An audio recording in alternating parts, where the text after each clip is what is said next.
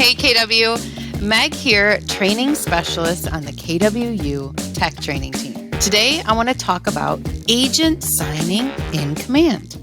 So agents that use DocuSign for getting their paperwork signed can easily sign a document already attached to their compliance checklist right within the opportunity if it's missing their signature. That's right. Did you as the agent maybe miss the spot that you need to sign? Do not worry. You can quickly get that signed right in Command. You do not need to go back into DocuSign and send yourself an envelope. Let's hop into Command and take a look. So here I am in an opportunity. We can see that here. I'm under the Documents tab. And just to be very clear, I'm under the Under Contract folder, and there's a signed document attached.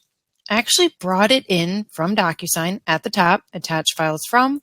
I picked the working folder that the signed document is in, right? And I just simply attached it to the correct placeholder. Now, let's say the signed doc I just attached to the compliance checklist here was actually missing my signature. That's right, the agent signature. There's a very quick way that we can, right from the screen, sign that without having to go back into the room, without having to reattach it or do anything like that. Couple things to note in order for this tip to actually work. You must have a signed document attached here to a placeholder in the compliance checklist. And then you want to select the one you want to sign by checking the box under that status column.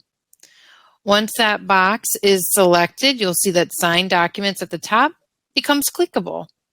So what just happened is that Command provided us with a new tab, and we can see we're basically inside an envelope.